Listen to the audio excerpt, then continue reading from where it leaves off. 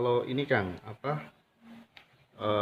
dari perjalanan spiritual jenengan ketika berbicara tentang apa kehidupan setelah mati, roh itu ketika berpisah dengan jasad, kira-kira pandangannya jenengan seperti apa? Karena ada yang bilang mereka sebenarnya tidak mati, mereka itu ya masih berada di sini mendapatkan rezeki, berada di sekitar kita dan lain sebagainya. Itu pandangannya panjenengan bagaimana?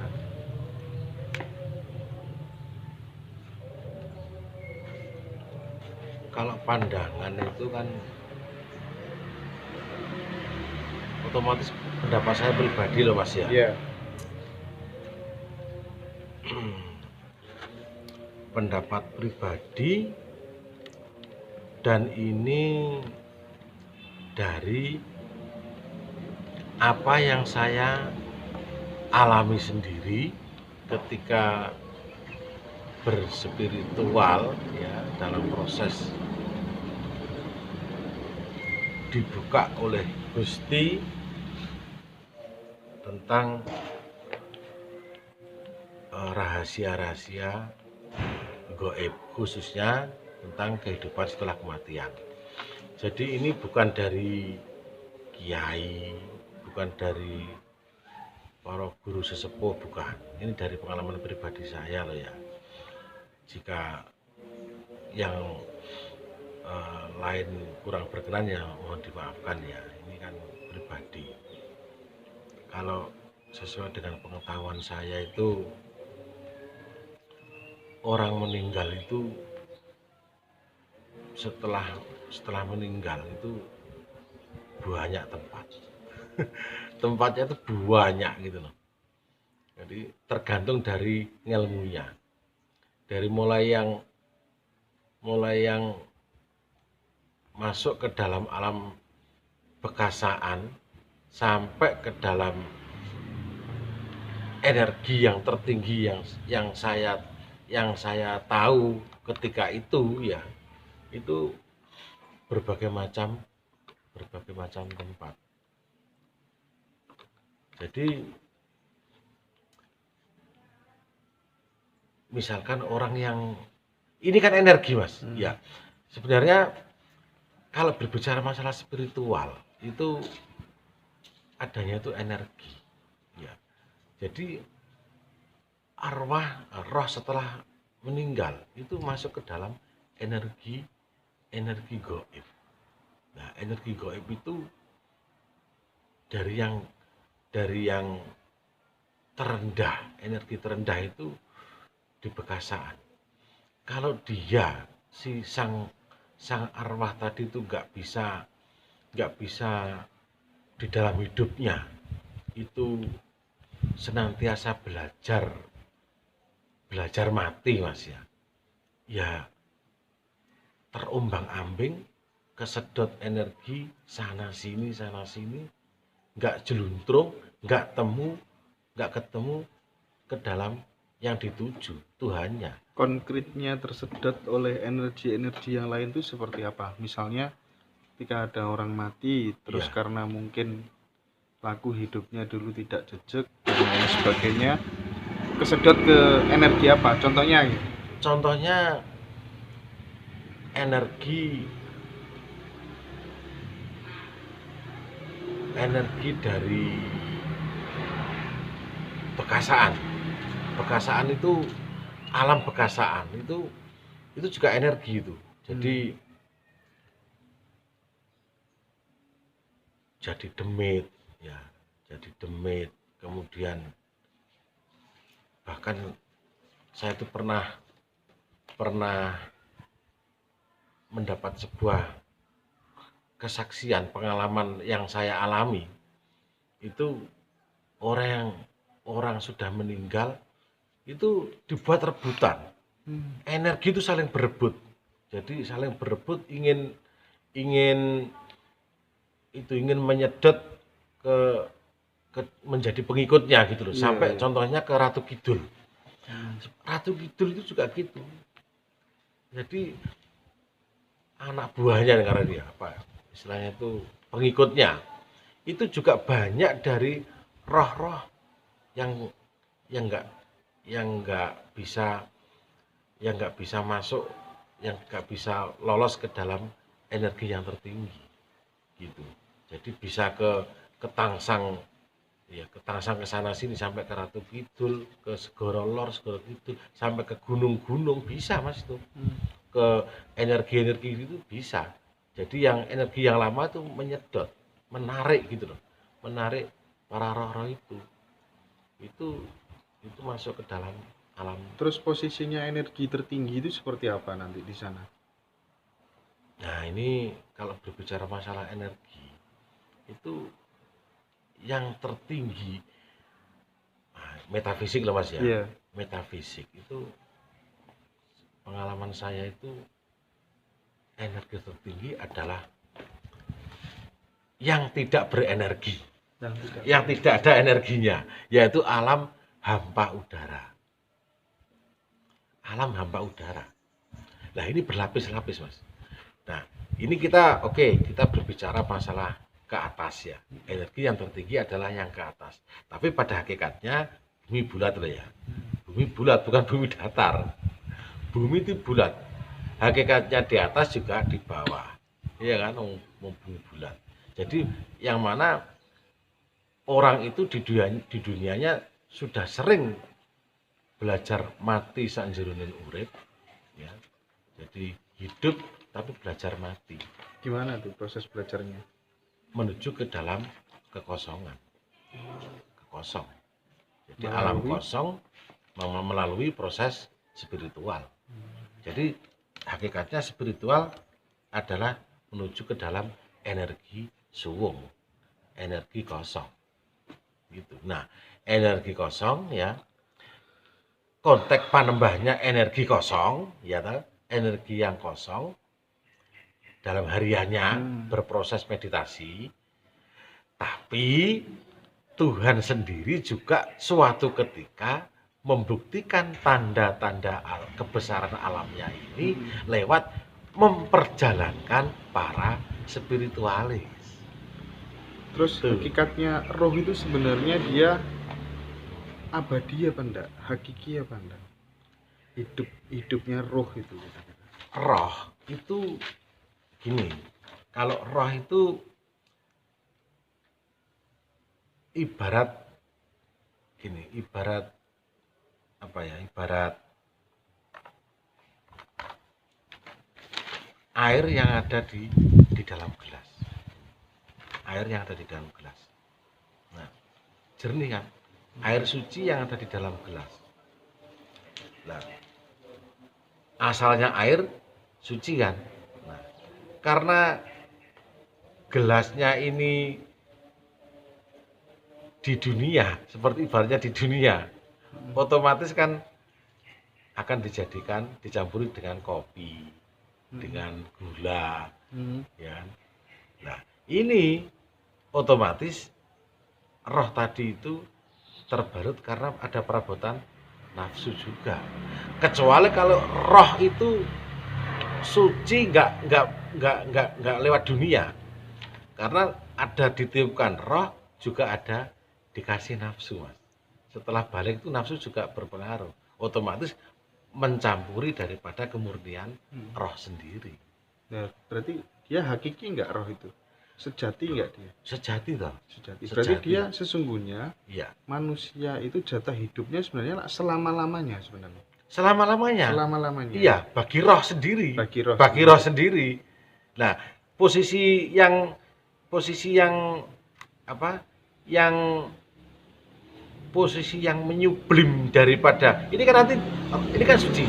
Ya. Ketika nanti ini diproses habis dari kopi, air laut bisa jadi suci lagi Mas. Iya. Bisa jadi roh sendiri lagi. Jadi iya, peristiwa kematian itu sebenarnya hanyalah air yang kemudian membeku menjadi es dan es yang menguap lagi menjadi air. Menjadi air. Betul berarti ya? Iya, betul. Itu air yang aslinya air. Itu. Nah, pertanyaannya gini. karena di dunia ini dia terbalut oleh ini Mas, oleh jadi, roh itu kalau sudah di dalam manusia kan jadi sang diri, Iya. ya kan, sang diri pribadi kan. Lah itu dia tuh daya hidup. Roh itu roh indofi Mas, daya hidup yang ada diberikan oleh yang kepada manusia. Nah, ini sebenarnya yang disiksa ini kan jiwanya, yang nggak bisa masuk ke dalam alam ke tingkat tertinggi itu kan karena nggak sampai bisa ke rohnya sendiri itu toh Mas, kan gitu toh. Jadi ngerti Mas ya. Berarti pasca kematian Iya. itu sebenarnya masih ada semacam penggemblengan bagi roh sendiri itu untuk menuju kesempurnaan pasca kematian. Nah begini ya, ini kan hanya pendapat ya. Mm-mm. Ya maaf saja kalau saya juga kurang pengetahuannya. Kalau menurut saya itu roh itu kalau sudah jadi manusia, Iya. ketika meninggal itu jadi arwah Mas. Jadi arwah. Iya, bukan roh lagi. Gitu. Karena ya tadi itu. Jadi siapa yang nggak bisa memurnikan roh ini tadi, maka ya tetap kesangkut dalam energi alam. Tapi masih ada kemungkinan dia akan kembali lagi diperankan ke Iya, dunia nyata. yang tertinggi dalam proses yang belum menuju ke alam yang tertinggi itu kan pencucian lagi, pencucian ke dalam manusia lagi. Itu yang tertinggi kalau belum masuk ke dalam alam hidup. Nah ini ya misalkan kan bener kan dalam Islam ada alam barzah itu ada dua, yaitu alam sijil dan alam iliyin. Nah, itu bener itu. Jadi kalau alam sijil itu bisa masuk ke dalam yang tertinggi, dalam bisa pencucian untuk memperbaiki hidupnya di dunia ini lewat bayi yang lahir kembali, dan juga yang masuk ke dalam alam-alam bekasaan itu. Apa nggak bisa digeneralisir gini? Iya.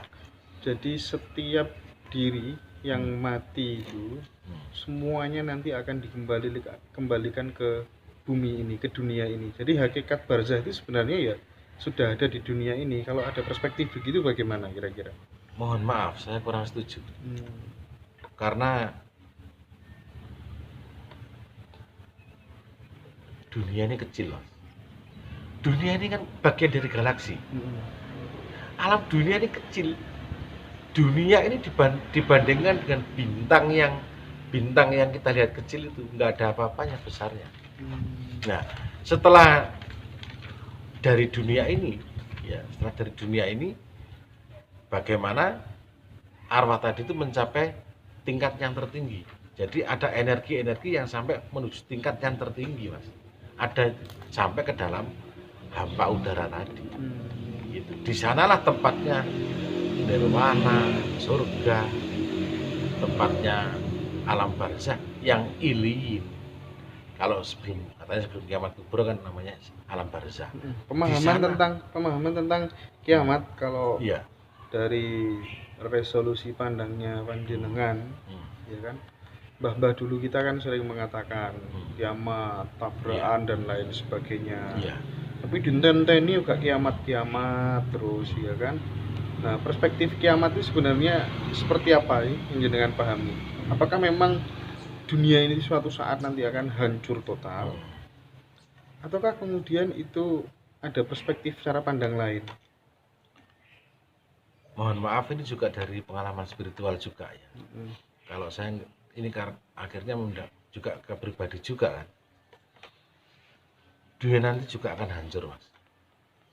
Akan hancur untuk sebuah perkembangan lagi yang nanti tujuannya Tuhan adalah semua itu akan kembali kepada Dan. Hancur dalam arti apa?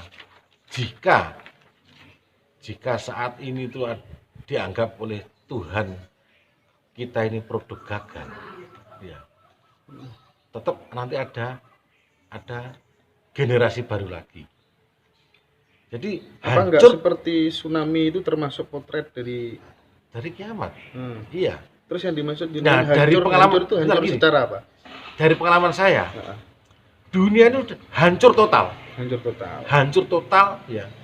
Hancur total, tapi ternyata masih ada tujuh orang yang nggak kelihatan wajahnya. Tapi manusia itu Hmm. yang nanti akan menjadi cikal bakal lahir kembali gitu. Peradaban baru lagi gitu. Gitu. Terus Nah, entah wujudnya dunia ini akan bagaimana saya Iya, nggak iya. tahu. Tapi secara gambaran dulu itu seakan-akan itu hanya lautan yang lautannya antara warna merah dan kuning kayak gitu. Jadi tetap ada kehidupan. Nah, entah ini 7 orang ini nanti berkembang menjadi banyak lagi, yang mana orang itu nanti mungkin tingkat dimensi daripada ketuhanannya yang lebih tinggi lagi, nggak tahu saya. Tapi sepertinya Tuhan itu ingin menjadikan semuanya itu nanti akan kembali ke datnya. Gitu ya. Iya. Kalau Entah itu nanti masih manusia terus ya. terakhir mungkin gini. Hmm. Jadi kalau di apa ya? Kalau di kejawen kita kenal ada jagat alit, jagat ageng. Iya. Ada mikrokosmos, makrokosmos gitu ya. Nah, kalau kemudian diri manusia itu adalah manifestasi dari dunia, Iya. nah, kiamat yang besar itu termanifestasikan di dalam apa? Dalam diri manusia. Kiamat yang besar itu yang disebut dengan kiamat kubro itu. Oh, itu jelas fana toh, Mas. Fananya manusia ke dalam bakoknya Tuhan. Jadi kita ini harus fana ke bakok dalam proses spiritual. Kalau jagat alit loh. Jadi tetap rogo, rasa, rasa. Jadi rogo ini adalah Kiamat kubro kan hancur. hancur. Nah, hancurnya yang ada dalam diri manusia itu loh, wujudnya apa? Kalau dalam Hilangnya kemanusiaan. Hilangnya kemanusiaan. bilangnya kemanusiaan. 4 unsur ini kan. Air, angin, api, tanah. Hilangnya Kiamat. kemanusiaan. Iya. Termasuk fikir. Ya, ke dalam bakunya Tuhan. Oke. Itu ada dalam proses spiritual. Iya. Itu ketika kita bermeditasi, berspiritual. Tapi ketika nanti kita diperjalankan oleh Gusti sendiri ke dalam alam metafisik, juga ada, Mas, ke dalam jagat besarnya alam gaib juga ada. Ini kan jagat besarnya alam nyata, Iya. yang kasat mata. Jagat besarnya alam besar kan juga ada ketika diperjalankan. Iya kan? Oke. Aku melaksanakan perjalanan, aku diperjalankan, bukan aku melihat.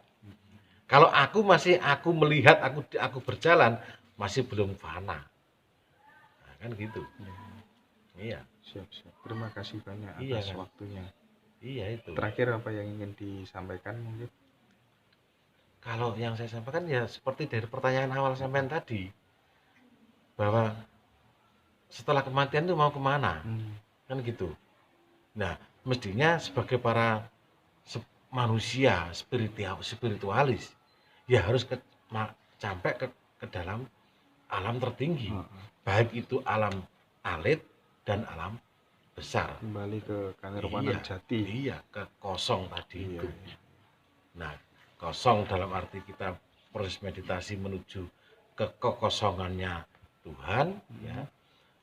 Nah, kalau bisa, ya semoga aja dikasih rahmat, dikasih anugerah, bisa diperjalankan melihat, mencicipi alam yang jagat besar dalam proses meditasi itu, yaitu tempatnya para orang-orang yang sudah hidup, para wali nabi, kan itu ada itu.